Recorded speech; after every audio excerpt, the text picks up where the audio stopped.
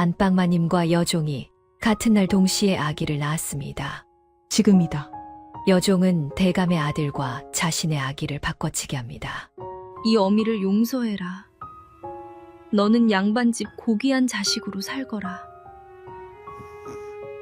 같은 밤 태어난 두 아이, 한 아이는 비단 옷을 입고 총명한 도련님으로, 한 아이는 천한 종놈으로 자라납니다.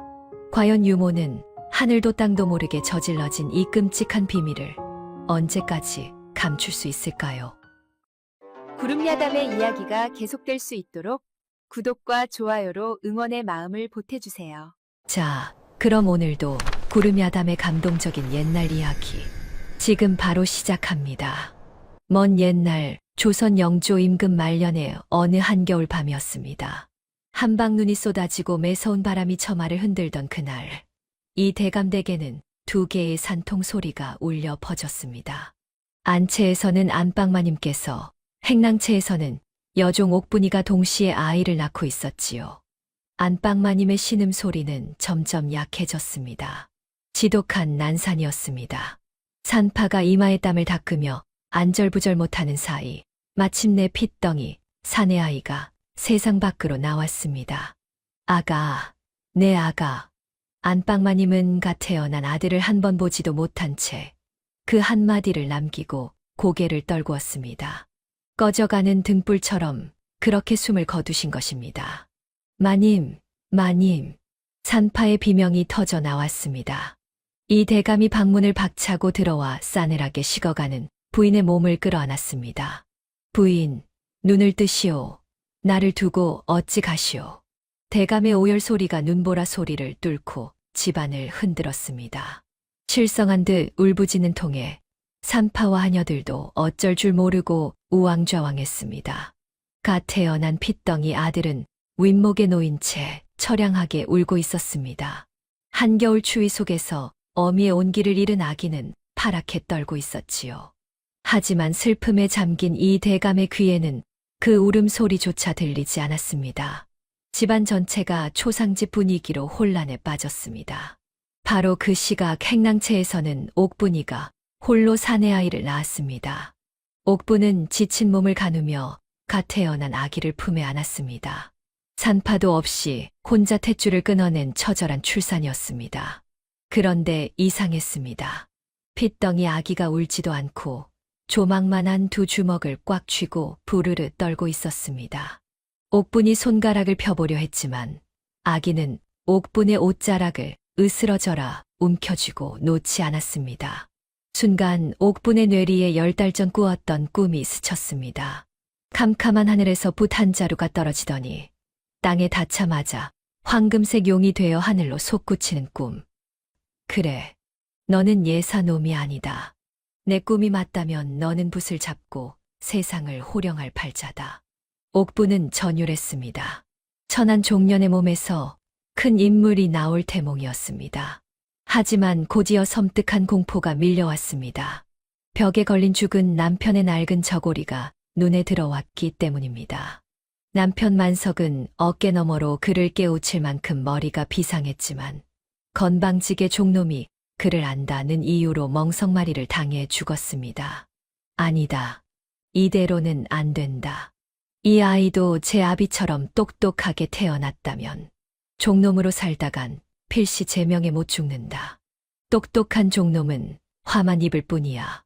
그때 밖에서 하녀들의 다급한 외침이 들렸습니다. 마님이 돌아가셨다. 도련님은 어찌 되셨나? 숨이 꼴딱꼴딱 넘어가신다네. 젖부터 물려야 해.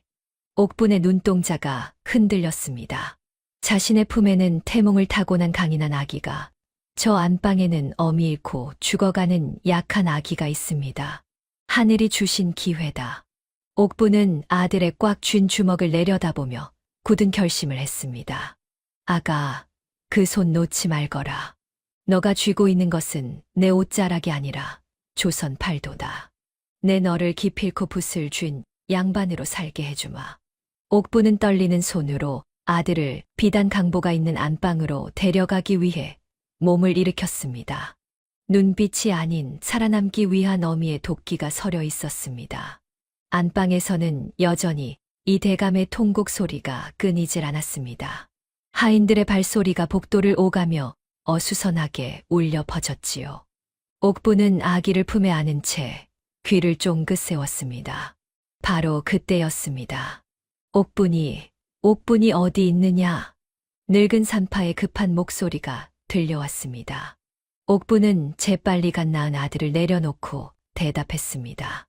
예, 여기 있습니다. 어서 안방으로 오너라. 도련님이 젖을 찾으시는데 마님께서 돌아가셔서 네가 당장 젖을 물려야겠다. 옥분의 가슴이 쿵 내려앉았습니다.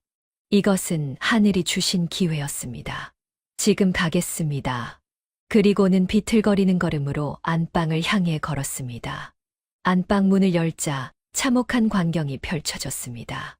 마님의 시신은 흰 천으로 덮여 있었고 이 대감은 벽을 향해 앉아 고개를 떨구고 있었습니다.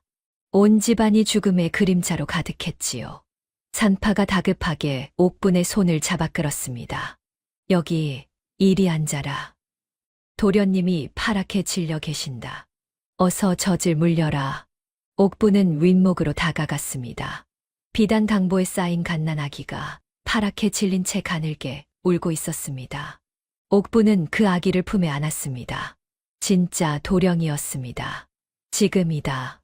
산파는 피 묻은 침상을 걷어내고 마님의 시신을 수습하느라 등을 돌렸고 이 대감은 슬픔에 잠긴 채 꿈쩍도 하지 않았습니다. 하녀들도 모두 안방 건너편에서 수의를 준비하느라 정신이 없었지요. 옥부는 떨리는 손으로 진짜 도령을 품속 깊이 감추었습니다. 아기는 옥분의 체온에 안심했는지 울음을 그쳤습니다. 잠깐, 아기가 토할 것 같사옵니다. 밖에서 젖을 물리겠습니다. 그러거라. 어서 돌봐드려라. 산파가 손을 내저으며 대답했습니다. 옥부는 진짜 도령을 품에 안은 채 안방을 빠져나왔습니다. 그리고는 눈 내리는 어둠 속을 가로질러 행랑채로 달려갔습니다. 옥부는 이불 속에 묻어둔 자신의 아들을 꺼냈습니다. 건강하게 숨쉬는 아들을 보자 옥분의 눈에서 뜨거운 눈물이 흘러내렸습니다. 아가야, 용서해라. 이 어미는 너에게 하늘을 주고 싶구나. 옥부는 자신의 아들을 비단 강보에 정성스레 감쌌습니다. 그리고 진짜 도령은 남루한 무명천에 쌌습니다. 다시 안방으로 돌아온 옥부는 비단 강보 속 아기를 윗목에 조심스레 눕혔습니다. 도련님이 젖을 드셨습니다. 이제 편히 주무시옵니다. 그래, 수고했다. 산파가 지친 목소리로 대답했습니다. 아무도 의심하지 않았습니다. 하늘도 땅도 아무도 알지 못하는 죄가 그렇게 저질러졌습니다. 눈은 여전히 소리 없이 내리며 모든 흔적을 지우고 있었습니다. 그날 밤이 지나고 동이 트자 이 대감이 옥분을 안방으로 불러들였습니다. 대감의 얼굴은 하룻밤 사이에 10년은 늙어 보였습니다. 눈가는 붉게 충혈되어 있었고 수염은 헝클어져 있었지요. 옥분아. 예, 대감마님. 옥분은 바닥에 엎드려 대답했습니다. 너는 방금 아이를 낳아 젖이 돌지 않느냐? 그러하옵니다. 내 아들이, 저 핏덩이가 살아야 한다. 오늘부터 너가 유모가 되어 내 아들을 키워다오. 부탁한다. 이 대감의 목소리가 떨렸습니다. 부인을 잃은 슬픔에 정신을 잃었지만 그래도 아들만은 살려야 했던 것입니다.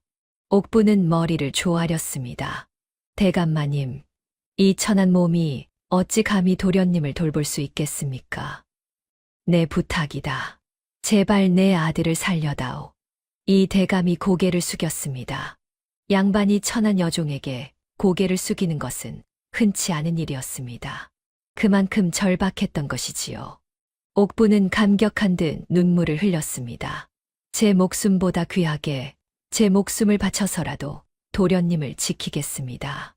고맙다. 진심으로 고맙구나.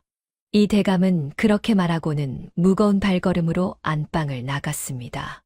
옥부는 혼자 남겨진 방에서 천천히 고개를 들었습니다. 내 아들아, 너는 이제 양반이다. 이 어미가 너를 하늘 끝까지 올려주마. 그날 이후 옥부는 이 대감 댁의 전담 유모가 되었습니다. 옥부는 비단 강보 속 아기, 자신의 친아들에게 정성껏 젖을 물렸습니다.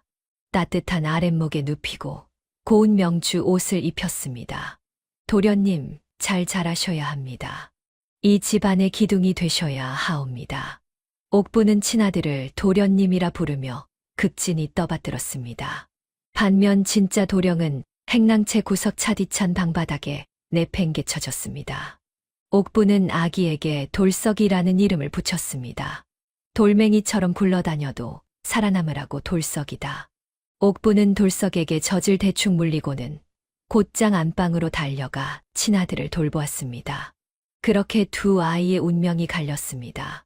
같은 날 태어났지만 한 아이는 하늘로 올라가고 한 아이는 땅바닥으로 떨어졌습니다. 창밖에는 여전히 눈이 내리고 있었습니다. 하얀 눈이 모든 것을 덮어버리듯 옥분의 죄도 깊은 눈 속에 묻혀갔습니다. 세월은 물 흐르듯 흘러 10년이 지났습니다.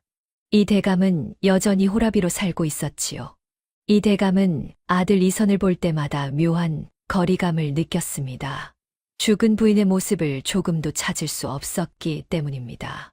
아버지, 오늘 배운 글을 외우겠습니다. 10살 이선이 공손히 절을 올리며 말했습니다. 이미 사서 삼경을 떼고 시를 지을 줄 아는 천재 신동이었습니다. 그래, 수고했다. 이 대감은 짧게 대답하고는 고개를 돌렸습니다. 이선의 똑똑한 눈빛을 마주할 때마다 가슴 한 구석이 허전했던 것입니다. 부인, 우리 아들이 이렇게 자랐소. 그런데 왜인지 당신의 모습이 하나도 보이지 않소. 이 대감은 아들의 얼굴에서 죽은 부인의 흔적을 찾으려 애썼지만 헛수고였습니다. 눈매도 입매도 웃는 모습도 전혀 닮지 않았던 것입니다. 이선은 아비의 차가운 태도에 입술을 깨물었습니다. 10살 아이의 눈에 아비의 사랑을 갈구하는 애절함이 어려 있었지요. 더 잘해야 한다. 더 뛰어나야 아버지께서 나를 봐주실 것이다. 이선은 밤낮으로 글 공부에 매진했습니다. 한 번 본 글은 절대 잊지 않는 비상한 두뇌를 타고났기에 금세 한양에서 소문난 신동이 되었습니다. 옥부는 몰래 이선의 공부하는 모습을 지켜보며 눈물을 흘렸습니다. 내 아들아, 너가 이렇게 훌륭하게 자라주니 이 어미는 죽어도 여한이 없구나. 반면 행랑채의 돌석은 옥분의 냉대 속에서 자라고 있었습니다. 밥그릇을 제대로 씻지도 못하느냐. 옥분이 차가운 목소리로 말했습니다. 따뜻한 말 한마디 없이 늘 쌀쌀맞게 대했지요. 죄송합니다, 어머니. 어머니라 부르지 마라. 옥분은 돌석을 거들떠보지도 않고 돌아섰습니다. 돌석이 자랄수록 그 얼굴에서 죽은 안방마님의 모습이 어른거렸기 때문입니다. 돌석에게는 늘 찬밥과 된장국만 주었고 추운 겨울에도 얇은 옷만 입혔습니다. 이선에게 주는 따뜻한 눈빛 하나, 다정한 손길 하나 베풀지 않았습니다. 그러나 신기하게도 돌석은 삐뚤어지지 않았습니다. 오히려 구김살 없이 자라며 맑은 눈빛을 잃지 않았지요. 그리고 흙바닥의 나뭇가지로 그림을 그리는 일에는 천부적인 재능을 보였습니다. 저것 좀 보게. 저 아이가 그린 참새가 금방이라도 날아오를 것 같지 않은가. 지나가던 선비들이 돌석의 그림을 보고 감탄했습니다.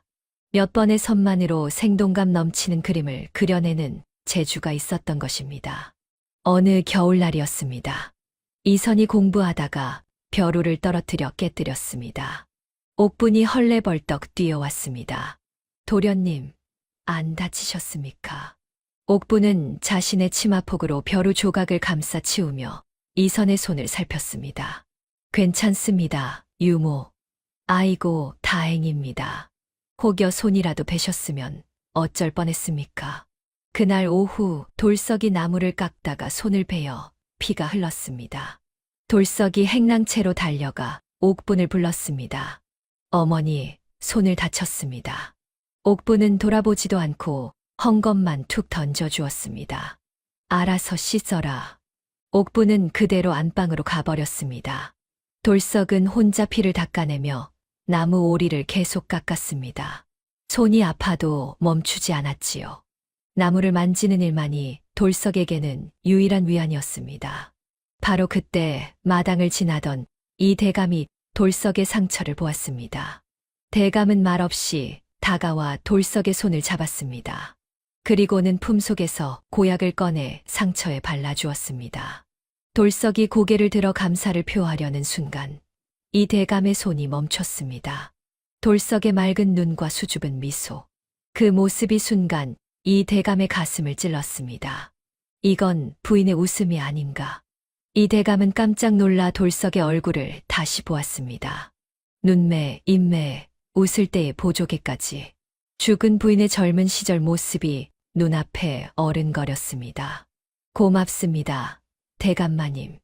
돌석의 목소리에 정신이 든 이 대감은 황급히 자리를 떠났습니다. 묘한 느낌이 드는구나. 하지만 아니겠지. 이 대감은 고개를 저으며 사랑채로 돌아갔습니다. 하지만 가슴속 깊은 곳에서 무언가가 꿈틀거리고 있었습니다. 아직은 알 수 없는 핏줄의 끌림이었습니다. 봄이 찾아왔습니다. 이선은 서당에서 돌아오는 길에 담벼락 앞에 멈춰 섰습니다. 그곳에는 돌석이 쪼그리고 앉아 나뭇가지로 무언가를 그리고 있었습니다. 이선은 무심코 돌석이 그린 그림을 내려다보았습니다. 순간 이선의 눈이 커졌습니다.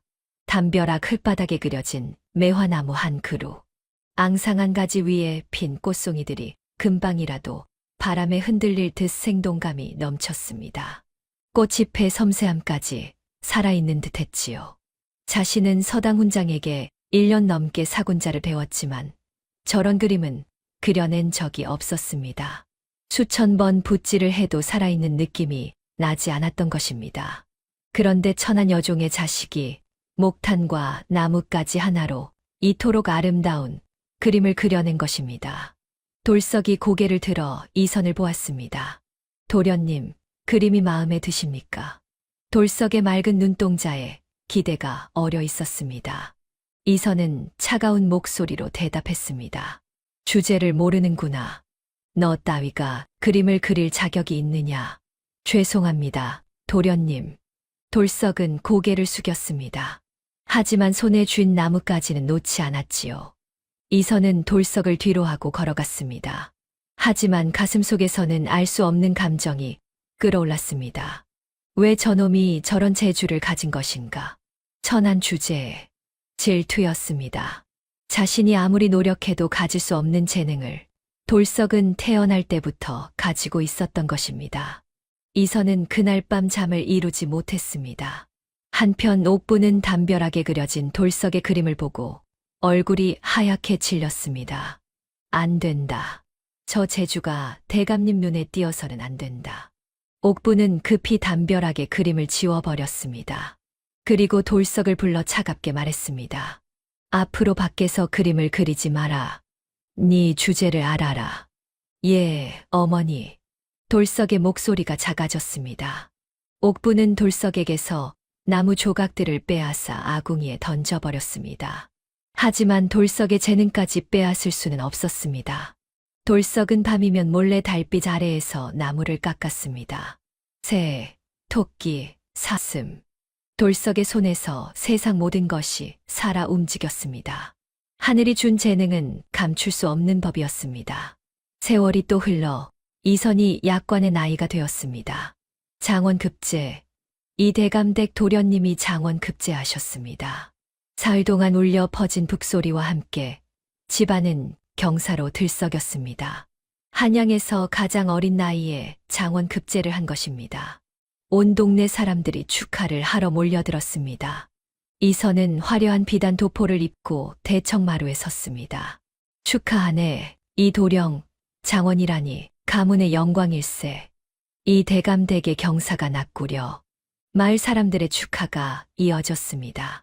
이 대감이 천천히 다가왔습니다. 이선은 아버지 앞에 무릎을 꿇고 절을 올렸습니다. 아버지, 아들이 장원에 올랐습니다. 이선의 목소리가 떨렸습니다. 드디어 아버지께 인정받을 수 있을 것 같았습니다. 이 대감은 잠시 이선을 내려다보고는 짧게 말했습니다. 수고했다. 그것이 전부였습니다. 이 대감은 손 한 번 잡아주지 않고 그대로 돌아서서 사랑채로 들어가 버렸습니다. 이선은 고개를 숙인 채 멈춰 섰습니다. 가슴 속에서 무언가가 와르르 무너져 내리는 것 같았습니다. 장원급제라는 최고의 영광을 얻었는데도 아버지의 눈빛은 여전히 차가웠던 것입니다. 아직도 부족한가? 며칠 후 축하 잔치도 끝나고 집안이 조용해졌습니다. 이선은 방 안에 홀로 앉아 생각에 잠겼습니다. 나는 누구인가? 이선은 알 수 없는 공허함에 시달렸습니다. 아무리 높은 자리에 올라도, 아무리 훌륭한 글을 지어도 가슴속 깊은 곳에서 무언가가 채워지지 않았습니다. 왜일까? 나는 왜 이 집안에 어울리지 않는 것 같은가? 왜 아버지는 나를 보지 않으시는가?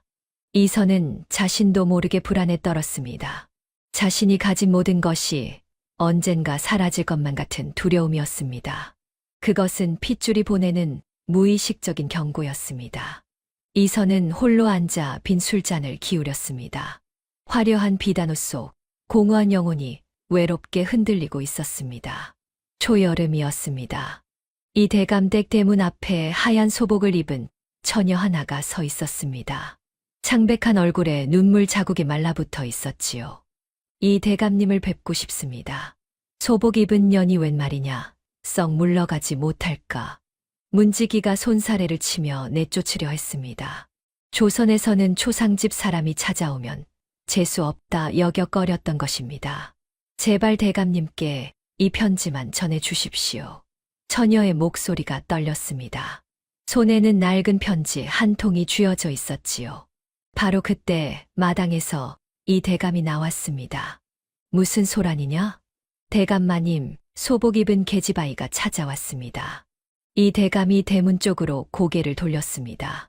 소복을 입은 처녀가 고개를 들어 이 대감을 바라보았습니다. 처연하면서도 흔들리지 않는 맑은 눈빛, 단아한 자태가 보였습니다. 대감마님, 저는 서희라고 합니다. 돌아가신 아버지께서 마지막으로 대감님을 찾아가라 하셨습니다. 서희가 떨리는 손으로 편지를 내밀었습니다. 이 대감은 편지를 받아 펼쳤습니다. 젊은 날의 벗, 청렴했으나 가난했던 남인 선비의 글씨가 보였습니다. 벗이여, 내 딸 서희를 부탁하오. 갈 곳 없는 이 아이를 외면하지 말아 주시오. 이 대감의 눈가가 붉어졌습니다. 이 대감은 점잖지만 따뜻한 목소리로 말했습니다. 갈 곳이 없다면 이 집에 머물 거라. 옛 벗의 딸을 외면할 수 없구나. 대감마님, 서희의 눈에서 눈물이 흘러내렸습니다. 이 대감은 하인들에게 명했습니다. 서희를 안채 별당에 모시도록 하여라. 오늘부터 이 집의 식객이다. 예, 대감마님. 이 대감은 서희를 바라보며 속으로 생각했습니다. 이 처자를 이선의 짝으로 삼으면 며느리로서 죽은 부인의 빈자리를 채울 수 있지 않을까. 며칠 후 사랑채의 이선이 서희를 보았습니다. 서희는 마루에 앉아 책을 읽고 있었습니다. 단정한 자세, 고운 손놀림. 이선의 가슴이 두근거렸습니다. 저분은 나와 어울리는 분이다. 이선은 서희에게 다가가 자신이 지은 시를 보여주었습니다. 제가 지은 시입니다. 한번 보시겠습니까? 감사합니다. 읽어보겠습니다. 서희는 공손히 받았지만 이선의 눈빛에서 묘한 소유욕을 느꼈습니다. 서희를 사람이 아닌 완벽함을 완성할 장식품처럼 대하는 듯한 느낌이었지요. 같은 시각 돌석은 멀리서 서희를 지켜보고 있었습니다. 서희가 무거운 물동이를 들여다 비틀거렸습니다. 돌석이 황급히 달려가 물동이를 받쳐주었습니다. 괜찮으십니까? 고맙습니다. 덕분에 물을 쏟지 않았네요. 서희가 환하게 웃었습니다. 돌석은 서희의 처지에서 자신의 외로움을 보았습니다. 부모를 잃고 낯선 집에 얹혀 사는 서희가 바로 자신과 같았던 것입니다. 그날부터 돌석은 그림자처럼 서희를 돌보았습니다. 서희가 밤늦게 책을 읽을 때면 몰래 호롱불 심지를 돋워주고 서희가 마당을 걸을 때면 돌뿌리를 미리 치워두었습니다. 서희도 돌석의 거친 손끝에서 묻어나는 섬세한 배려를 느꼈습니다. 가슴이 따뜻해졌지요. 하지만 이 모든 것을 지켜보는 차가운 눈이 있었습니다. 옥분이었습니다. 옥분은 서희를 볼 때마다 칠떨었습니다. 서희의 기품 있는 분위기가 죽은 안방마님을 떠올리게 했던 것입니다. 옥분은 본능적으로 서희를 경계했습니다. 안 된다. 내 아들은 정승판 서택사위가 되어야 한다. 저런 빈털터리 고아와 엮여서는 안 돼. 옥분은 이선이 서희에게 관심을 보이자 이선의 귀에 대고 속삭였습니다. 도련님, 눈길도 주지 마세요. 유모, 무슨 말씀이십니까? 가문이 망해 빈 껍데기만 남은 계집입니다. 도련님은 저 높은 곳으로 날아오를 분인데 날개가 되어줄 여인을 만나야지요. 어찌 발목 잡을 짐덩이를 탐하십니까? 옥분의 목소리는 도끼로 가득했습니다. 이선은 고개를 끄덕였지만 마음속으로는 서희를 잊을 수 없었습니다. 봄바람이 불어왔습니다. 세 사람의 운명이 서로 얽히기 시작했습니다. 여름이 깊어갔습니다. 이선은 매일같이 서희를 찾아갔습니다. 화려한 비단옷을 입고 자신의 학식을 뽐내며 서희의 환심을 사려 했지요. 어제 임금님 앞에서 시를 지어 올렸는데 모두가 감탄했습니다. 제 재주가 조정에 알려지고 있습니다. 대단하십니다, 도련님. 서희는 공손히 대답했지만 눈빛은 차가웠습니다. 글을 아신다니 제가 가르쳐 드리겠습니다. 금세 배우실 것입니다. 이선의 말에는 서희를 아래로 보는 태도가 묻어났습니다. 서희는 불편한 마음에 자리에서 일어났습니다. 감사하지만 저는 혼자 공부하는 것이 좋습니다. 그렇습니까? 이선은 당황했습니다. 자신의 지위와 재능이면 서희가 당연히 마음을 열 줄 알았는데 오히려 거리를 두는 것이었습니다. 며칠 후 서희가 마루에 앉아 책을 읽고 있었습니다. 서희의 머리카락이 바람에 흩날려 책장을 가렸지요. 돌석은 잠시 망설이다가 품속에서 자신이 만든 반달 모양의 나무월레 빗을 꺼냈습니다. 손잡이 부분에 매화꽃이 섬세하게 조각된 아름다운 빗이었습니다. 서희가 환하게 웃으며 고개를 들었습니다. 그 미소에 돌석의 얼굴이 붉어졌습니다. 바람이 불어 머리카락이 자꾸 흐트러지시는 듯하여 이것으로 빗으시라고 만들었습니다. 돌석이 나무 빗을 조심스레 내밀었습니다. 서희는 두 손으로 빗을 받아들었습니다. 손끝에 닿는 나무의 감촉이 따뜻했습니다. 세상에 손잡이에 매화꽃을 새기셨네요. 정말 아름답습니다. 가시가 없도록 아주 곱게 다듬었으니 쓰실 만할 것입니다. 서희는 그 자리에서 헝클어진 옆머리를 빗으로 조심스레 빗어 넘겼습니다. 감사합니다. 서희의 진심 어린 말에 돌석의 가슴이 뛰었습니다. 바로 그때 이선이 사랑채에서 그 광경을 보고 있었습니다. 이선의 손에 든 붓이 꺾였습니다. 저것들이 감히. 이선의 얼굴이 일그러졌습니다. 자신은 화려한 선물과 학식으로 다가가도 서희가 마음을 열지 않았는데 천한 돌석이 만든 투박한 나무 빗을 그토록 소중히 여기다니. 이선은 걷잡을 수 없는 분노에 사로잡혔습니다. 내가 저놈만 못하단 말인가. 나는 장원 급제를 한 양반이고 저놈은 글자도 모르는 천한 종놈인데. 그날 밤 이선은 잠을 이루지 못했습니다. 서희가 나무 빗으로 머리를 빗으며 환하게 웃던 모습이 자꾸만 떠올랐습니다. 그 미소가 자신을 향한 것이 아니라 돌석을 향한 것이었다는 사실이 견딜 수 없었던 것입니다. 저 계집이 감히 나를 무시하는구나. 그렇다면 다른 방법을 써야겠다. 이선의 눈빛이 어둡게 가라앉았습니다. 한편 서희는 별당방에서 나무 빗을 쓰다듬고 있었습니다. 이 따뜻한 마음씨. 돌석이는 참 좋은 사람이다. 서희의 입가의 수줍은 미소가 번졌습니다. 달빛이 창문으로 스며들었습니다. 세 사람의 감정이 점점 더 뒤엉켜가고 있었습니다. 가을이 왔습니다. 이 대감은 사랑채 창가에 앉아 책을 읽고 있었습니다. 죽은 부인의 기일이 다가오자 자꾸만 옛 기억이 떠올랐던 것입니다. 부인 벌써 20년이 흘렀소. 이 대감은 깊은 한숨을 내쉬었습니다. 바로 그때 마당에서 웃음소리가 들려왔습니다. 이 대감이 무심코 창밖을 내다보았습니다. 돌석이 서희와 이야기를 나누고 있었습니다. 이 나뭇잎 보세요. 단풍이 정말 곱지 않습니까? 돌석이 환하게 웃으며 붉은 단풍잎을 서희에게 건넸습니다. 어머, 정말 아름답네요. 서희가 받아들며 미소를 지었습니다. 돌석도 수줍게 웃었지요.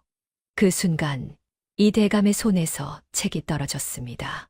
저 웃음은 돌석의 웃는 얼굴, 눈이 초승달 모양으로 휘어지고 입가에 작은 보조개가 생기는 모습.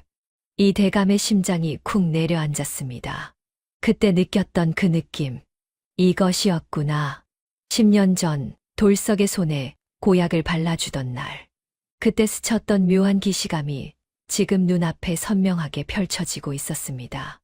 아내가 웃을 때의 모습이 눈앞에 생생하게 떠올랐습니다. 똑같았습니다. 눈매도, 입매도, 웃을 때의 표정까지. 이 대감은 황급히 눈을 감고 이선을 떠올렸습니다. 이선의 얼굴, 차갑고 날카로운 눈빛, 냉정한 인매와 표정. 이선희에게서는 부인의 흔적을 하나도 찾을 수 없는데, 돌석은 죽은 부인의 어린 시절과 닮아 있었습니다. 어째서 천한 여종의 자식에게서 부인의 모습이 자꾸 보이는 것인가? 이 대감은 고개를 저었습니다. 내가 미쳤나? 그럴 리가 없다. 그날 밤 내가 직접. 하지만 기억은 흐릿했습니다. 20년 전 그날 밤 부인이 숨을 거둔 충격에 정신을 잃다시피 했었습니다. 갓 태어난 아들을 제대로 본 기억조차 없었습니다. 아니다. 옥분이가 돌봤으니 설마. 하지만 의심의 씨앗은 이미 심어져 있었습니다. 그날 밤 이 대감은 잠을 이루지 못했습니다. 며칠 후 집안 공기가 달라졌습니다. 하인들 사이에서 대감마님이 요즘 돌석이를 보는 눈빛이 심상치 않다는 수군거림이 돌기 시작했습니다. 옥분의 귀에 그 말이 들어온 순간 심장이 덜컥 내려앉았습니다. 설마 눈치채신 건가? 그날 밤 옥분은 식은땀을 흘리며 잠자리에서 뒤척였습니다. 선잠이 들었을까? 방문이 스르르 열리며 찬 바람과 함께 피 묻은 치마를 입은 여인이 나타났습니다. 죽은 안방마님이었습니다. 내 아들 내놓거라. 창백한 손이 옥분의 목을 조여왔습니다. 마님, 살려주십시오. 내 핏줄을 진흙탕에 쳐박고 너가 편히 살 줄 알았더냐. 옥분은 비명을 지르며 깨어났습니다. 꿈이었지만 목에는 서늘한 감각이 생생히 남아 있었습니다. 다음 날 옥분은 마당 구석에서 이 대감을 훔쳐보았습니다. 대감은 멀리서 장작을 패는 돌석을 뚫어지라 응시하고 있었습니다. 그 눈빛은 주인이 종을 보는 눈이 아니었습니다. 잃어버린 정인을 찾는 애절함이 서려 있었지요. 옥분의 입술이 파르르 떨렸습니다. 안 된다. 여기서 멈출 수 없다. 이선희가 누구 아들인데 내 아들을 그 높은 곳에서 끌어내릴 순 없다. 옥분의 눈에 도끼가 서렸습니다. 불안은 돌석을 향한 더 큰 증오로 타오르기 시작했습니다. 여름이 돌아왔습니다. 무더운 어느 날 오후 이 대감이 마당을 거닐고 있었습니다. 행랑채 뒤편에서 돌석이 우물가에서 등을 씻고 있었습니다. 이 대감은 무심코 그쪽을 바라보았습니다. 바로 그 순간이었습니다. 돌석이 물을 뜨려고 손을 뻗는데 햇빛이 돌석의 오른쪽 손목을 비췄습니다. 손목 안쪽에 붉은 점 하나가 선명하게 보였습니다. 이 대감의 발걸음이 멈췄습니다. 저건 심장이 요동쳤습니다. 20년 전 그날 밤의 기억이 번개처럼 스쳐 지나갔습니다. 부인이 숨을 거두고 온 집안이 혼란에 빠졌던 그 밤, 산파가 갓 태어난 핏덩이를 이 대감의 품에 안겨주었습니다. 대감마님, 도련님이십니다. 그때 잠깐, 정말 잠깐 아기의 손목을 본 기억이 있었습니다. 오른쪽 손목 안쪽에 있던 작은 붉은 점. 아, 우리 아들에게 점이 있구나. 그 기억이 이제야 눈앞에 펼쳐지고 있었습니다. 이 대감은 떨리는 발걸음으로 돌석에게 다가갔습니다. 돌석아. 예, 대감마님. 잠깐 손목을 보여다오. 예. 돌석이 어리둥절한 표정으로 오른손을 내밀었습니다. 이 대감은 떨리는 손으로 돌석의 손목을 잡았습니다. 손목 안쪽 붉은 점이 또렷하게 찍혀 있었습니다. 파탈만한 크기의 선명한 점이었습니다. 이 대감의 손이 바들바들 떨렸습니다. 대감마님, 괜찮으십니까? 아, 아니다. 괜찮다. 이 대감은 황급히 돌석의 손을 놓고 돌아섰습니다. 하지만 머릿속은 온통 혼란스러웠습니다. 그날 밤, 내가 안았던 아이에게 분명 붉은 점이 있었다. 오른쪽 손목 안쪽에. 이 대감은 사랑채로 달려갔습니다. 이선아, 이선아. 예, 아버지. 이선이 놀라서 방에서 나왔습니다. 아버지가 이렇게 급하게 자신을 부른 적은 처음이었습니다. 손목을 보여다오. 손목이요? 이선이 어리둥절해하며 양손을 내밀었습니다. 이 대감은 떨리는 손으로 이선의 오른쪽 손목을 잡았습니다. 왼쪽 오른쪽 손목을 이리저리 살폈습니다. 깨끗했습니다. 점 하나 없이 말끔한 피부였습니다. 이 대감의 손에서 힘이 빠졌습니다. 아버지, 무슨 일이십니까? 아니다. 아무것도 아니다. 이 대감은 비틀거리며 사랑채로 돌아갔습니다. 방문을 닫고 홀로 앉았습니다. 아니다. 아닐 것이다. 내가 잘못 본 것이다. 하지만 이성은 다른 말을 하고 있었습니다. 돌석의 손목에 있던 붉은 점, 이선의 깨끗한 손목, 그리고 돌석에게서 보였던 죽은 부인의 웃음. 모든 조각이 맞춰지고 있었습니다. 설마 그럴 리가. 이 대감은 두 손으로 얼굴을 감쌌습니다. 하지만 의심은 이미 확신으로 바뀌고 있었습니다. 이 대감은 의심을 확신으로 바꾸기 위해 서희를 시켜 20년 전의 산파를 은밀히 불러들였습니다. 사랑채에 엎드린 늙은 산파는 대감의 서슬퍼런 기세에 떨고 있었습니다. 묻는 말에 거짓 없이 고하거라. 그날 밤 내 부인이 숨을 거둔 직후 아기를 누가 돌보았느냐? 마님께서 돌아가시는 바람에 혼란스러웠지요. 제가 아기를 씻기고 강보에 싸서 윗목에 뉘었습니다. 그리고 마님의 시신을 수습하러 갔습니다. 그 후에는 옥분이가 젖을 먹이러 왔습니다. 옥분이가 혼자 아기를 데리고 나갔다 다시 들어왔지요. 데리고 나갔다. 이 대감은 눈을 감았습니다. 그때였구나. 그때 바꿔치기를 한 것이구나. 산파를 돌려보낸 후 이 대감은 홀로 앉아 생각에 잠겼습니다. 돌석의 오른쪽 손목에 있던 붉은 점, 이선의 깨끗한 손목, 그리고 돌석에게서 보였던 죽은 부인의 웃음, 눈매, 입매, 산파의 증언까지 더해지자 모든 조각이 맞춰졌습니다. 돌석이가 내 진짜 아들이구나. 그리고 더 충격적인 사실. 이선희는 옥분의 자식이다. 이 대감은 두 손으로 얼굴을 감쌌습니다. 20년 동안 천한 여종의 자식을 내 아들로 키워왔고 진짜 내 핏줄을 천덕꾸러기로 구박해왔다는 사실에 신음이 터져 나왔습니다. 가슴이 찢어지는 것 같았습니다. 내 새끼를 지척에 두고도 알아보지 못한 이 눈먼 아비를. 이 대감은 책상에 엎드려 흐느꼈습니다. 20년 동안 쌓아온 모든 것이 거짓이었습니다. 밖에는 가을비가 내리기 시작했습니다. 이 대감의 태도가 달라지기 시작했습니다. 돌석을 보는 눈빛이 예전과 달랐습니다. 반면 이선을 대할 때는 더욱 차갑고 어색해졌지요. 이선은 그 변화를 놓치지 않았습니다. 무슨 일이 벌어지고 있는 것인가? 어느 날 밤, 이선은 옥분의 방으로 찾아갔습니다. 옥분은 홀로 앉아 떨고 있었습니다. 얼굴은 초췌했고 눈은 충혈되어 있었습니다. 유모, 도련님. 옥분이 깜짝 놀라 고개를 들었습니다. 무슨 일입니까? 요즘 유모의 얼굴이 말이 아닙니다. 아무것도 아닙니다. 거짓말 마십시오. 아버지도 이상하십니다. 무슨 일이 벌어지고 있는 것입니까? 이선의 목소리가 날카로워졌습니다. 옥분은 입술을 깨물었습니다.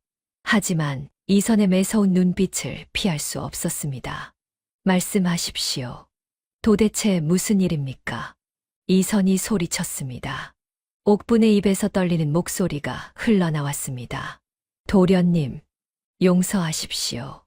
무엇을 용서한다는 말입니까? 도련님은 대감의 아들이 아닙니다. 순간 이선의 몸이 굳어버렸습니다. 무슨 소리를? 도련님은 제 아들입니다. 옥분이 바닥에 엎드려 통곡했습니다. 그날 밤 제가 아이들을 바꿔치기 했습니다. 도련님을 양반으로 만들고 싶어서. 뭐라고? 이선의 목소리가 떨렸습니다. 돌석이가 진짜 도련님입니다. 대감님의 친아들입니다. 옥분의 고백에 이선은 뒤로 휘청거렸습니다. 벽에 등을 기댄 채 이선은 멍하니 허공을 바라보았습니다. 내가 여종의 자식이라고? 머릿속이 하얗게 변했습니다. 장원급제, 조정에서의 영광, 사람들의 존경. 그 모든 것이 거짓 위에 세워진 것이었습니다. 하하하. 이선의 입에서 웃음이 터져 나왔습니다. 미친 듯한 웃음이었습니다. 20년을 속여왔단 말입니까? 도련님 용서해 주십시오. 용서라고. 이선이 옥분의 멱살을 잡아챘습니다. 당신이 날 망쳤소. 내 모든 것을 거짓으로 만들어버렸단 말이오. 죄송합니다. 이선은 옥분을 밀쳐냈습니다. 방을 나온 이선은 비틀거리며 자신의 방으로 돌아갔습니다. 거울을 보았습니다. 화려한 비단옷, 관직의 상징인 옥대, 양반의 갓. 모든 것이 거짓이었습니다. 이선은 거울을 집어 던졌습니다. 거울이 산산조각 나며 바닥에 흩어졌습니다. 하지만 이선의 눈빛은 점점 차갑게 가라앉았습니다. 이선은 떨리는 손을 주먹으로 쥐었습니다. 나는 내 능력으로 이 자리에 올랐다. 핏줄 따위는 중요하지 않다. 이선의 입가에 차가운 미소가 번졌습니다. 이 비밀이 세상에 알려지면 나는 끝이다. 그렇다면 비밀을 아는 자들을 없애면 된다. 이선의 두뇌가 돌아가기 시작했습니다. 진짜가 사라지면 가짜가 진짜가 되는 법. 돌석이가 사라지면 된다. 그 자가 죽으면 이 비밀은 영원히 묻힌다. 이선은 책상 앞에 앉아 붓을 들었습니다. 완벽한 계획을 짜기 시작했습니다. 창밖으로 달이 떠올랐습니다. 차가운 달빛이 이선의 얼굴을 비췄습니다. 그 얼굴에는 더 이상 인간의 온기가 남아있지 않았습니다. 어느 날 밤, 돌석은 서희의 방 앞을 지나가다 낮은 흐느낌을 들었습니다. 문틈으로 희미한 불빛이 새어나왔습니다. 서희가 아버지의 위패 앞에서 홀로 울고 있었습니다. 돌석의 가슴이 아팠습니다. 나처럼 외로우신 것이구나. 그날부터 돌석은 밤마다 나무를 깎기 시작했습니다. 서희의 평안을 비는 마음으로 기도하는 여인의 형상을 만들었습니다.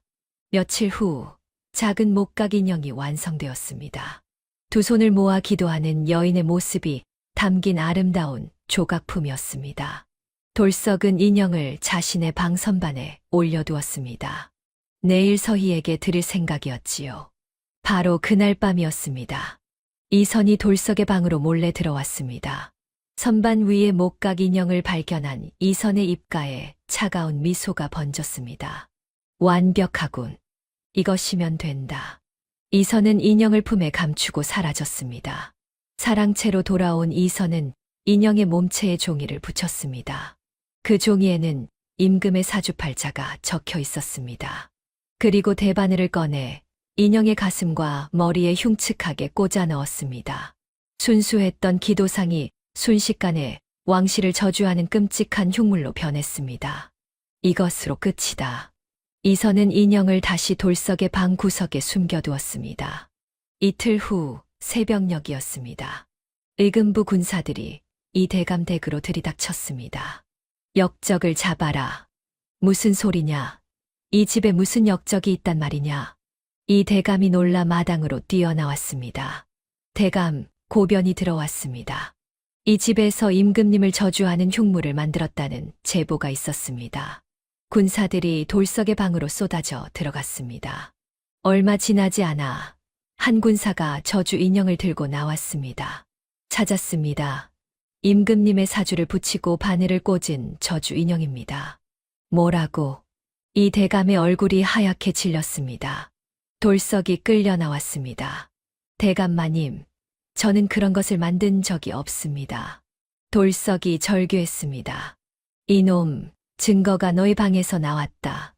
감히 임금님을 저주하다니. 삼족을 멸해야 할 대역죄인이로다. 군사들이 돌석을 포박했습니다. 잠깐만 기다리시오.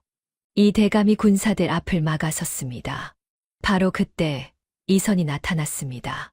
아버지, 물러나십시오. 이선이 이 대감의 팔을 잡았습니다. 그리고 낮은 목소리로 속삭였습니다. 나서지 마십시오. 저주 인형은 멸문지화를 당할 대역죄입니다.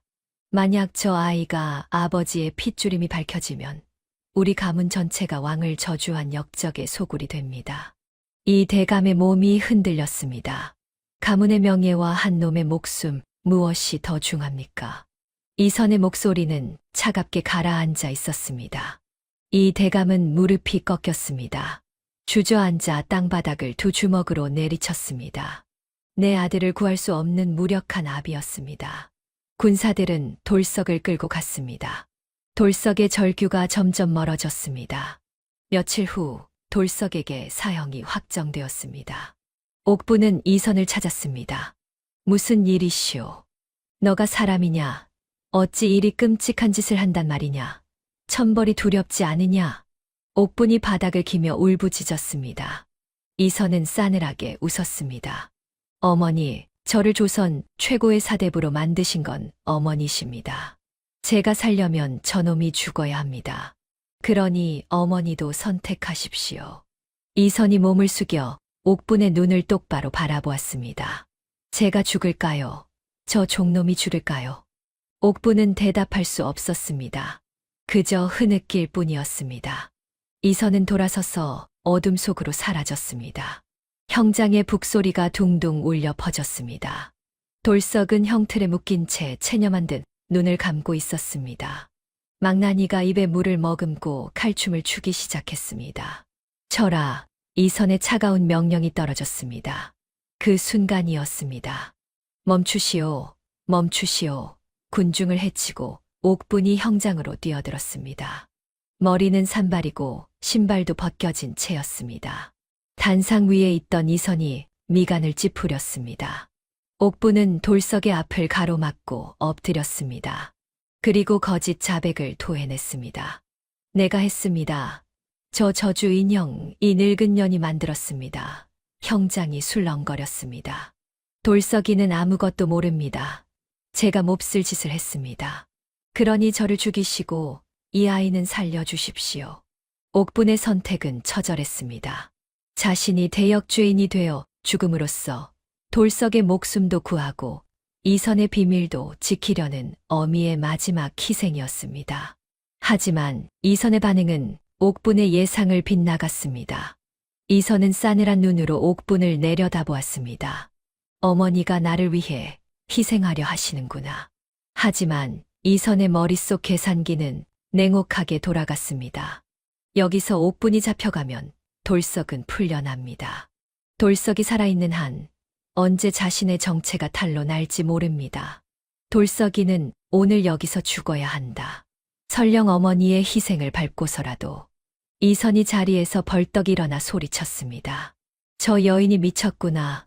종놈을 살리려 거짓을 고하고 있다. 여봐라. 저 미친 여인을 끌어내라. 형 집행을 서둘러라. 역적의 목을 당장 쳐라. 옥부는 끌려나가며 이선의 눈을 보았습니다. 그 눈에는 어미에 대한 연민도 죄책감도 없었습니다.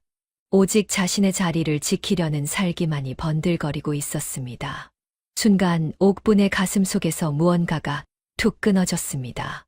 내가 괴물을 키웠구나. 양반을 만들려다 짐승을 만들었어. 망나니의 칼이 높이 쳐들려졌습니다. 돌석의 목이 날아가기 직전이었습니다. 더 이상 선택의 여지가 없었습니다. 옥부는 품속 깊이 간직했던 피 묻은 베네쩌 고리를 꺼내 들었습니다. 그리고 피를 토하듯 절규했습니다. 칼을 멈추십시오.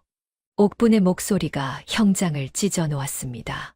저 아이는 종놈이 아닙니다. 죽여서는 안 될 뿐입니다. 옥분은 베네쩌 고리를 높이 흔들며 울부짖었습니다. 대감마님의 진짜 아들은 저기 묶인 돌석이입니다. 형장이 순식간에 찬물을 끼얹은 듯 조용해졌습니다. 이선의 얼굴이 흙빛으로 변했습니다. 옥분은 바닥에 주저앉아 통곡했습니다. 이선의 비밀을 지키려 했으나 이선이 스스로 그 기회를 걷어차 버린 것입니다.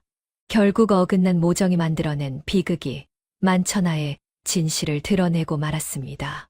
옥분의 처절한 외침에 형장은 순식간에 아수라장이 되었습니다. 진짜 아들이라니, 저게 무슨 소리야? 사람들이 웅성거리자 다급해진 이선이 악을 썼습니다. 듣지 마라. 저 여인이 종놈을 살리려 미쳐서 헛소리를 하는 것이다. 당장 형을 집행하라. 그때였습니다. 멈춰라.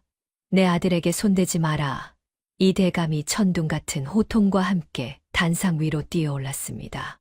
이 대감은 사색이 된 이선을 밀쳐내고 증거물로 놓여있던 저주 인형을 집어들어 군중에게 높이 치켜들었습니다.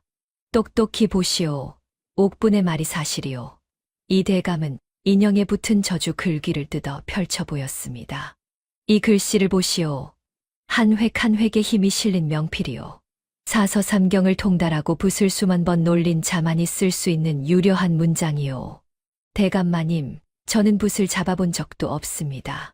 돌석의 통곡 소리에 이 대감이 군중을 향해 외쳤습니다. 보시오, 붙잡는 법도 모르는 아이가 어찌 이런 천재적인 문장을 구사한단 말이오. 순간 군중 속에서 누군가 소리쳤습니다. 가만, 저 필체. 어디서 많이 본 것 같은데. 맞아. 장원 급제한 이선 도령의 글씨와 똑같지 않은가. 천재라더니 제 꾀에 제가 넘어갔구먼. 누명을 씌우려다 제 필체를 들켰어. 모든 시선이 이선에게 꽂혔습니다. 이선의 얼굴이 백지장처럼 하얗게 질렸습니다. 자신을 돋보이게 하려 뽐냈던 그 천재적인 필력이 돌석을 죽이기는커녕 자신을 지목하는 화살이 되어 돌아온 것입니다. 아닙니다. 모함입니다. 누군가 제 글씨를 흉내낸 것입니다. 이선이 발악했지만 군중들의 야유와 돌팔매질이 쏟아졌습니다. 그날 밤 이 대감 댁 사랑채방 안에는 무거운 침묵만이 감돌았습니다. 이 대감 돌석, 이선, 그리고 죄인처럼 고개를 숙인 옥분. 이선은 끝까지 발뺌하며 대들었습니다.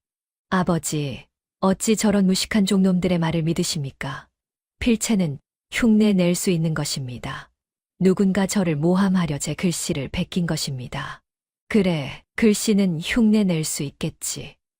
허나 이 대감의 목소리가 서늘하게 깔렸습니다. 이것은 흉내 낼 수 없다. 이 대감이 돌석의 소매를 거칠게 걷어 올렸습니다. 오른쪽 손목 안쪽에 선명하게 박힌 붉은 점. 이 대감이 그것을 이선의 눈앞에 들이밀었습니다. 보아라. 20년 전 핏덩이였던 내 아들을 씻길 때 내 눈에 똑똑히 박혔던 점이다. 내 뼈가 기억하고 내 피가 기억하는 핏줄의 증좌다. 이선은 다리에 힘이 풀려 주저앉았습니다. 아무리 책을 외우고 붓을 놀려 천재로 포장해도 타고난 핏줄의 증거 앞에서는 모든 것이 무력했습니다. 너는 내 아들이 아니다. 이선이 허탈하게 웃으며 바닥에 엎드린 옥분을 노려보고는 마지막 독서를 퍼부었습니다. 들으셨습니까, 어머니? 당신이 그토록 바라던 양반 아들의 최후가 이렇습니다. 당신의 더러운 욕망이 천하의 이선을 괴물로 만들었습니다. 이 대감이 차갑게 명했습니다. 당장 이 놈을 헛간에 가두고 자물쇠를 채워라. 날이 밝는 대로 의금부로 넘길 것이다. 하인들이 이선을 끌고 나갔습니다. 문이 닫히고 방 안에는 이 대감과 돌석만이 남았습니다. 이 대감은 떨리는 손으로 돌석의 멍든 뺨과 거친 손을 어루만졌지요. 내 새끼를 지척에 두고도 몰라본 눈먼 아비를 용서해다오. 돌석의 눈에서 참았던 눈물이 터져 나왔습니다. 대감마님, 아니 아버지, 오냐 내 아들아. 그동안 많이 힘들었지. 두 사람은 서로를 부둥켜 안고 오열했습니다. 20년 만에 제자리를 찾은 핏줄의 뜨거운 울음이 사랑채를 가득 채웠습니다. 모두가 잠든 깊은 밤이었습니다. 이선은 감시가 소홀한 틈을 타 사랑채를 빠져나와 헛간으로 향했습니다. 나무 틈새로 희미한 촛불이 새어나왔습니다. 옥분이 구석에 웅크린 채 앉아 있었지요. 어머니. 옥분이 깜짝 놀라 고개를 들었습니다. 도련님, 묻고 싶은 것이 있습니다. 이선의 목소리가 떨렸습니다. 단 한 번이라도 저를 양반댁 도령이 아니라 그저 사람으로서 사랑하신 적이 있었습니까? 옥분의 입술이 떨렸습니다. 도련님, 그건. 옥분은 입을 열려다 다시 닫았습니다. 그녀의 사랑은 아들을 용으로 만들기 위한 욕망과 뒤섞여 있었습니다. 순수한 긍정을 할 수 없었던 것입니다. 옥분은 어둠 속에서 오열할 뿐 차마 대답하지 못했습니다. 침묵이 흘렀습니다. 그렇군요. 알겠습니다. 이선은 돌아섰습니다. 사랑채로 돌아와 홀로 앉아 있을 때 문이 열렸습니다. 돌석이었습니다. 어색하게 비단옷을 걸친 돌석이 술상을 들고 들어왔지요. 오셨습니까? 진짜 도련님, 이제 신분이 바뀌었으니 제가 무릎이라도 꿇고 술을 받아야겠지요? 자조 섞인 존대였습니다. 돌석은 씁쓸하게 고개를 저었습니다. 그만두게. 내 자네에게 절이나 받자고 온 줄 아는가? 돌석은 술잔을 채워 이선에게 건넸습니다. 우리가 같은 날 태어나 같은 어미의 젖을 나눠 먹고 자란 형제로서 주는 술일세. 나는 자네의 자리를 뺏을 생각이 없었네. 그저 제자리를 찾고 싶었을 뿐이지. 이선의 날선 태도가 무너져 내렸습니다. 떨리는 손으로 술잔을 받아 단숨에 비웠습니다. 자리를 뺏는 게 아니다. 원래 내 것이었지. 나는 그저 천한 핏줄을 감추려 평생을 발버둥 쳤던 도둑이었다. 이선, 내 학식도 내 벼슬도 다 모래성 위에 지은 것이었어. 나는 세상 누구보다 똑똑하다 자부했지. 하지만 끝내 풀 수 없는 난제가 있었어. 바로 천륜이었다. 돌석은 말없이 이선의 술잔을 다시 채워주었습니다. 두 사람은 밤새도록 술을 나누었습니다. 돌석이 취해 비틀거리자 이선이 돌석을 부축해 문 밖까지 데려다 주었습니다. 이만 가보게. 자네도 잘 쉬게. 돌석이 물러갔습니다. 이선은 방으로 돌아와 문을 닫았습니다. 창밖으로 달빛이 스며들었고 그의 눈빛에는 돌이킬 수 없는 결단이 서려 있었습니다. 새벽녘이었습니다. 사랑채에서 연기가 피어오르기 시작했습니다. 불이야, 불이야. 하인의 비명이 집안을 깨웠습니다. 이선이 자신의 방에 불을 질렀던 것입니다. 평생 목숨처럼 여겼던 서책들이 쌓인 방이었습니다. 거짓된 핏줄로 쌓은 지식 따위 다 태워버리겠다. 이선은 불길 한가운데 앉아 중얼거렸습니다. 이것이 나의 마지막 자존심이다. 불길은 건조한 목재를 타고 삽시간에 치솟았습니다. 사람들이 우왕좌왕하며 뛰어나왔습니다. 옥분이 불타는 사랑채를 보고 비명을 질렀습니다. 안 된다, 선아. 내 아들 선아. 옥분이 불길 속으로 뛰어들려 했습니다. 하지만 돌석이 옥분을 막아섰습니다. 어머니, 안 됩니다. 비켜라. 내 아들이 저 안에 있다. 돌석은 옥분을 하인들에게 맡기고 젖은 이불을 뒤집어 쓴 채 불길 속으로 뛰어들었습니다. 이선아, 어서 나와. 이러다 다 죽네. 돌석이 절규하며 사랑채로 들어갔습니다. 방 안은 연기로 자욱했습니다. 이선은 불길 한가운데 앉아 꿈쩍도 하지 않았습니다. 이선아, 정신 차려. 돌석이 이선을 업으려 했습니다. 하지만 이선은 강하게 돌석을 밀쳐냈습니다. 가라. 어서 나가란 말이다. 자네 정말 죽을 셈인가. 돌석이 다시 이선을 잡으려 했습니다. 핏줄이 무슨 소용인가. 살아야 사람이지. 어서 가세. 바로 그때 석가래가 무너져 내리기 시작했습니다. 이선은 마지막 힘을 다해 돌석을 문 밖으로 밀쳐냈습니다. 살아라, 돌서가. 이선의 목소리가 불길 속에서 들려왔습니다. 천한 놈으로 사느니 고고한 선비로 죽겠다. 이선아. 돌석이 다시 들어가려 했지만 석가래가 무너지며 입구를 막았습니다. 부디 살아서 내 어미를, 그 죄 많은 여인을 부탁한다. 이선의 마지막 말이었습니다. 사랑채가 와르르 무너져 내렸습니다. 불길이 하늘 높이 치솟았습니다. 이선아. 옥분의 절규가 새벽 하늘을 찢었습니다. 돌석은 눈물을 머금고 무너진 사랑채를 바라보았습니다. 아침 해가 떠올랐습니다. 재가 된 사랑채 위로 햇살이 내렸습니다. 이선은 그렇게 세상을 떠났습니다. 이선의 장례가 조용히 치러졌습니다. 병사로 위장된 장례였습니다. 옥부는 관 앞에 엎드려 통곡했습니다. 내 아들아. 사흘째 되는 날, 이 대감이 옥분을 불러들였습니다. 너를 관아에 넘겨 벌을 받게 해야 마땅하다. 옥부는 고개를 숙였습니다. 바로 그때 돌석이 무릎을 꿇었습니다. 아버지, 형님이 마지막으로 남긴 유언입니다. 저 어미를 살려달라고 했습니다. 이 대감의 손이 떨렸습니다. 긴 침묵이 흘렀습니다. 옥분. 예, 대감마님. 너는 죽어서도 이 집안 귀신이 될 수 없다. 평생 아들의 무덤을 지키며 너의 죄를 씹어 삼키며 살아라. 그것이 죽는 것보다 더한 형벌일 것이다.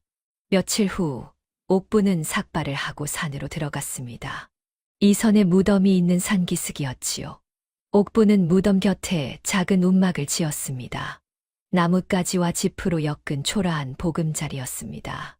아침이면 무덤 앞에 정화수를 떠놓고 절을 했습니다. 아가야, 용서해다오. 이 못난 어미를 용서해다오. 저녁이면 무덤 앞에 앉아 하염없이 울었습니다.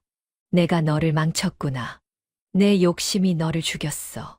산속에는 옥분의 통곡 소리만이 울려 퍼졌습니다. 죽음보다 더한 형벌이었습니다. 살아서 매일 자신의 죄를 씹어 삼키는 것이었지요. 계절이 바뀌어도 세월이 흘러도 옥부는 그 자리를 떠나지 않았습니다. 무덤을 지키며 아들에게 용서를 빌며 그렇게 살아가는 것이 옥분의 남은 인생이었습니다. 3년이 흘렀습니다. 돌석은 과거를 보아 관직에 나가는 대신 자신의 재능을 살려 실학자의 길을 걷고 있었습니다. 불타 없어진 사랑채 자리에는 돌석이 직접 설계하고 지은 서재가 들어서 있었습니다. 화려하지 않았지만 단단하고 실용적인 건물이었지요. 그곳에서 돌석은 붓 대신 자를 들고 세상을 그렸습니다. 백성들이 살기 편한 집, 무너지지 않는 다리, 물을 끌어올리는 장치들을 설계했습니다. 돌석은 서희와 혼인하여 단란한 가정을 꾸렸습니다. 서로의 부족함을 채워주는 부부였지요. 이 대감은 뒷짐을 지고 허허 웃으며 손주에게 천자문을 가르치는 평온한 노년을 보내고 있었습니다. 눈 내리는 겨울이 왔습니다. 이선의 기일이었습니다. 돌석과 서희는 제수용품을 챙겨 깊은 산속의 작은 암자를 찾아갔습니다. 인기척을 죽이고 멀리서 바라보니 늙고 초라해진 옥분이 이선의 위패 앞에 정화수를 떠놓고 빌고 있었습니다. 3년 내내 하루도 빠짐없이 이어온 속죄의 기도였습니다. 돌석은 옥분 앞에 나서지 않았습니다. 대신 품속에서 자신이 밤새 깎고 다듬은 튼튼한 나무 지팡이를 꺼냈습니다. 허리 굽은 옥분의 키에 딱 맞춰 깎은 지팡이였습니다. 거친 옹이 하나 없이 매끄럽게 다듬어져 있었지요. 돌석은 조용히 옥분의 운막문 앞에 지팡이를 세워두었습니다. 남은 생 부디 넘어지지 말고 잘 걸어가시라. 말없는 용서이자 애틋한 연민이었습니다. 돌석과 서희는 눈 내리는 산길을 내려왔습니다. 얼마 후 기척을 느낀 옥분이 밖으로 나왔습니다. 문 앞에 놓인 매끄러운 지팡이를 발견했습니다. 옥분은 떨리는 손으로 지팡이를 집어들었습니다. 정성스레 다듬어진 손잡이를 어루만지며 그것이 돌석의 솜씨임을 단번에 알아챘습니다. 옥분은 지팡이를 품에 안은 채 오열했습니다. 고맙다. 고맙구나. 눈은 여전히 소리 없이 내리고 있었습니다. 하얀 눈길 위로 돌석과 서희의 발자국이 이어졌습니다. 옥부는 움막 안으로 들어가 이선의 위패 앞에 다시 앉았습니다. 그리고 지팡이를 옆에 세워두고 조용히 중얼거렸습니다. 아가, 다음 생에는 양반도 천민도 없는 세상에서 그저 이 어미의 아들로만 태어나다오. 그때는 따뜻한 밥 한 끼 맘 편히 먹여주마. 눈부신 겨울 햇살이 구름 사이를 뚫고 내려왔습니다. 오늘 이야기는 어미의 빗나간 욕망이 낳은 비극, 천재 아기를 바꿔치기 한 유머였습니다. 옥부는 아들을 용으로 만들고 싶어 천륜을 속이는 거짓말을 시작했습니다. 거짓말은 눈덩이와 같아서 굴릴수록 커지고 결국은 주인을 덮친다는 말이 있지요. 20년 동안 진실을 감추기 위해 쌓아 올린 거짓의 탑은 옥분에게는 매일 밤의 악몽이 되었고 아들 이선에게는 평생을 옥죄는 감옥이 되었습니다. 결국 그 거짓말의 대가는 가장 사랑하는 아들의 목숨이라는 참혹한 이자로 돌아오고 말았습니다. 마지막 장면에서 돌석이 옥분에게 놓고 간 지팡이가 참 가슴에 남습니다. 자신을 죽이려 했던 원수의 어미에게 돌석은 칼 대신 지팡이를 주었습니다. 거짓된 욕심에 걸려 넘어지지 말고 남은 생은 정직하게 걸어가라는 무언의 가르침이 아니었을까요? 진실은 잠시 가려질 순 있어도 결코 영원히 숨길 수는 없습니다. 오늘의 이야기가 거짓 없는 진실한 삶의 소중함을 다시 한번 일깨워주는 계기가 되었으면 합니다. 이야기가 감동적이셨다면 지금 화면에 나오는 구름야담의 더 재미있는 영상들도 추천드립니다. 그럼 모두 행복한 하루 보내세요. 감사합니다.